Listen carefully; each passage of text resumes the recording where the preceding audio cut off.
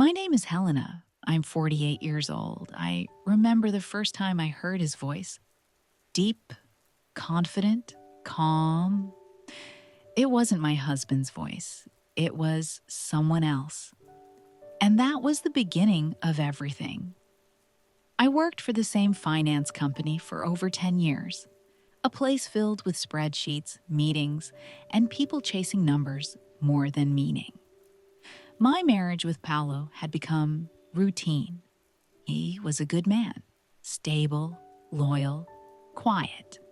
But somewhere between the laundry and the silence after dinner, I started to disappear. Then came Daniel. He was the new CEO, charismatic, sharp, always dressed impeccably. And his eyes, those eyes didn't look at people, they scanned them. When he walked into a room, it felt like something shifted in the air, and he noticed me. It started with a compliment in the elevator, then a private lunch under the excuse of strategy alignment. Soon, I was answering texts late at night, hiding my phone under the covers. Paolo noticed. Of course he did. "You're not here anymore, Helena," he said one night, his voice soft but heavy. "Where do you go when you look away from me?" I didn't answer, because I didn't know. And I had no idea that the man I was falling for, the one who made me feel alive again, had a wife of his own, a family, a life I was never supposed to be a part of.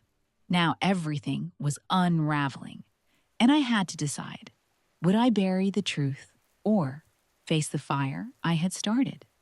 Our office was cold, sleek, and distant, just like most people who worked there.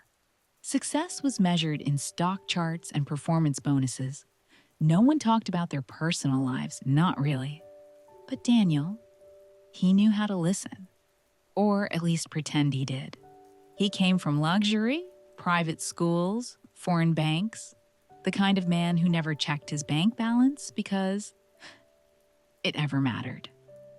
His office was filled with rare books, vintage watches, and a photo of his dog, never his wife. "You see people," he once told me, leaning close enough for me to smell his cologne. "You notice what others miss. That's rare, Helena." I blushed. I was 48, but in that moment, I felt like a girl again. My friend Carla, who worked in HR, warned me one afternoon. She didn't say it outright, but her eyes did. "Just be careful with him. He leaves trails." I laughed it off. At home, Paolo kept trying. He cooked dinner more often, bought a new shirt, took me to that Italian place we loved years ago. I smiled, I thanked him, but my heart was somewhere else, with someone who made me feel seen. Daniel and I shared whispers in the hallway, hands brushing against each other. We traveled together for a corporate summit. That night in the hotel, everything happened. He was gentle, confident, and I thought, maybe this is love. Maybe I've been missing this all my life. But when I woke up and he was already gone, my chest ached. Something wasn't right. I found a necklace on the bathroom counter. It wasn't mine. And suddenly, the spell broke. The necklace was gold, delicate, with a tiny M hanging from the chain. I stared at it for a long time. My name didn't start with M. When Daniel returned from his early meeting, I held it up. "This yours?" I asked, trying to keep my voice light. He froze, just for a second. But that second was enough. "Number? Must be from housekeeping," he said, brushing past me. "Come on, we're late for the panel." I smiled, nodded, and followed. But something had cracked. Back at the office, the tension between us grew. He was colder now, more distracted. The messages stopped coming at night. He didn't wait for me by the elevator anymore. Meanwhile, Paolo's silence became louder. He watched me like he was waiting for the truth to fall out of my mouth. One night, he looked at me across the dinner table, his eyes full of pain. "Do you love him?" I dropped my fork. I don't know. Honesty is cruel sometimes, but he deserved it. That same week, I opened Daniel's office door without knocking. I needed answers. And there she was, a woman in a pale blue dress, sitting on his couch, flipping through a luxury real estate catalog. She looked up and smiled at me politely. Daniel rushed to the door. "Helena, not now!" The woman extended her hand.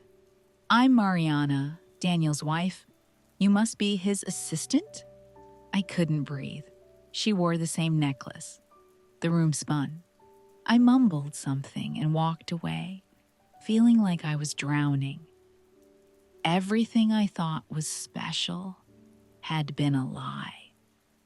I wasn't the first. I wouldn't be the last. And now, I had to go home. To Paolo. I walked through our front door like a stranger.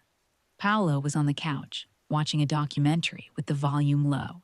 He turned, saw my face, and stood up slowly. "You found out," he said. I stared at him. "You knew?" I suspected, but I prayed I was wrong. I sat down, hands trembling. "He's married. Her name is Mariana. She thought I was his assistant." He didn't speak for a while, just sat beside me, close but not touching. "You were looking for something I couldn't give anymore," he said quietly. "But I never stopped loving you, Helena." I began to cry, for the guilt, for the humiliation, for the years we had lost chasing routine instead of each other. Over the next few days, I tried to put my life in order. At work, I avoided Daniel. But Carla pulled me aside in the break room. "You're not the first," she said gently, "but you might be the one who breaks the pattern." "What do you mean?" "File a report. You're not just hurt. You were manipulated." I shook my head. No one would believe me. But that night, I remembered something Paolo once told me during our hardest year. Sometimes, the only way through darkness is truth, even if it burns. I told Paolo everything, not just about Daniel, but about why I let it happen, about how invisible I had felt, about how lonely our home had become. He didn't interrupt. When I finished, he simply said, "Then let's rebuild. If you're willing." I was, but first, I needed to face the fire. I scheduled a meeting with HR. My palms were sweaty. My heart raced. But I couldn't keep pretending. I told them everything. How it began, how it evolved, how Daniel used his position of power. They listened, took notes. Their faces were unreadable. When I left the room, Daniel was waiting in the hallway, his expression calm, almost amused. "You think they'll believe you?" he said, stepping closer. "We both know how this game works." I looked him straight in the eye. "I'm not playing anymore." I walked away. 2 days later, the office buzzed with whispers. Daniel was taking a leave of absence. No one said why. But Carla found me at lunch and simply said, "You did the right thing." I nodded. But I didn't feel victorious. That weekend, I sat across from Paolo in the garden. The silence between us was different now. Not empty, but full of things being healed. "I never wanted to lose you," I whispered. He reached for my hand. "You were never lost, just misled." And then he opened his Bible and read quietly, "The truth will set you free." Sometimes, Helena, freedom is painful, but it's still freedom. I closed my eyes. For the first time in months, I felt air in my lungs again. Not because Daniel was gone, but because I was no longer hiding. The following week, the company sent out a vague internal memo about changes in leadership. No one mentioned Daniel by name, but his office was empty. Some colleagues avoided me. Others gave me quiet nods of respect. I wasn't trying to be a hero. I was just tired of pretending. At home, Paolo and I began rediscovering small things. Coffee together in the morning, old songs we used to love, laughter at silly shows. It wasn't easy. Trust doesn't return overnight. But we were building something new. Then, one afternoon, Mariana called me. I didn't recognize the number. Her voice was soft. "I just wanted to thank you," she said. "I found the messages. You gave me the courage to leave him." I was stunned. "I didn't mean to hurt you," I replied. "I know," she said. "You helped me see who he really was and who I am without him." I hung up, shaken. For the first time, I saw her not as the wife, but as a woman. One like me. We were both caught in the same web, just from different angles. Later that evening, I sat with Paolo on the porch, watching the sun dip below the trees. "You ever think about starting over somewhere else?" I asked. He smiled. "I think about starting over with you. Right here." I leaned into his shoulder, heart heavy and light at the same time. The storm had passed, but its lessons would stay with me forever. Healing wasn't linear. Some mornings, I woke up with guilt pressing against my chest. Other days, I caught myself smiling without realizing it, just because Paolo made a joke, or because the light through the window reminded me that life keeps moving. We started therapy together. At first, I was scared. Scared he'd say things I couldn't unhear. Scared I'd have to face the mirror too directly.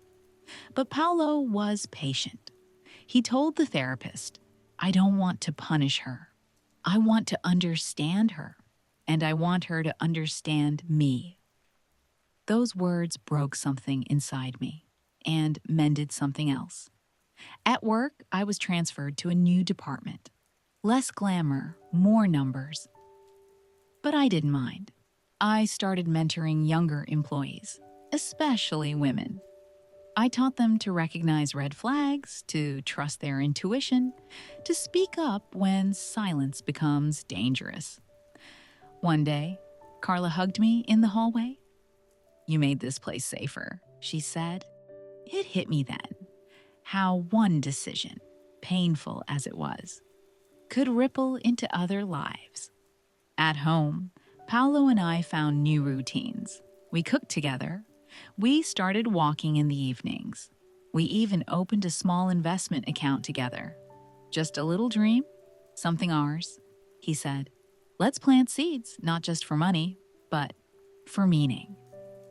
That night, I prayed, not just for forgiveness, but for the courage to keep changing. Autumn arrived with a chill in the air and a certain clarity in my soul. Life had shifted. Paolo and I were stable, even tender at times. The silence between us was now comforting, but one thing still lingered, unfinished, unresolved. Daniel. I hadn't seen him since the day he vanished from the office. No apologies, no explanations, just silence. Until a letter arrived. No sender, just my name, handwritten. I hesitated before opening it. My heart pounded like it used to when I saw his name on my phone. Inside, a single page. "Helena, you were never just a distraction. You were a mirror. I ruined more than one life, including my own. But you helped me see the cracks. I don't expect forgiveness, but I hope you find peace. D." I stared at it for a long time. It wasn't closure, not really, but it was something. That night, I showed it to Paolo. He read it slowly, then looked at me. "Do you feel lighter now?" I nodded. Then I took the letter and dropped it into the fireplace. Some things don't need to be kept. They need to be burned. As the flames rose, Paolo wrapped his arms around me, and I knew. The real closure wasn't his words. It was mine. It was in choosing who I wanted to be now, not who I had been. It was a Sunday morning when it happened. I was preparing breakfast when Paolo walked in, holding his phone, face pale. You need to see this. It was an article, business news. Headline: Former CEO under investigation for financial misconduct. Daniel's face stared back at me from the screen, cold, exposed. According to the article, anonymous sources had come forward. Misuse of company funds, false expense reports, personal trips charged as business, and more women. Names hidden, patterns undeniable. I sat down, knees weak. He played with people's lives, I whispered. Paolo nodded. And now, it caught up with him. That week, the company released an official statement. They were cooperating fully with authorities. Daniel's assets were frozen. His name was removed from every document, every plaque. The man who once walked above us all was now being dismantled, piece by piece. I received a call from an investigator. They asked for my testimony. I said yes. In that cold room, across from lawyers and tape recorders, I told them everything. Not just about the affair, but the manipulation, the promises, the pressure. It wasn't about revenge. It was about truth. And when I walked out of that room, I felt powerful. Not because I had destroyed someone, but because I had chosen light over silence. That night, Paolo held my hand as we prayed together. He said, "No weapon formed against us shall prosper." I closed my eyes. I believed him. A year has passed. The scandal faded from the news cycle. Daniel's name became just a whisper in corporate circles. Last I heard, he was living abroad, far from the chaos he left behind. As for me, I changed. Paolo and I renewed our vows in a small ceremony. Just us, under a tree in the backyard.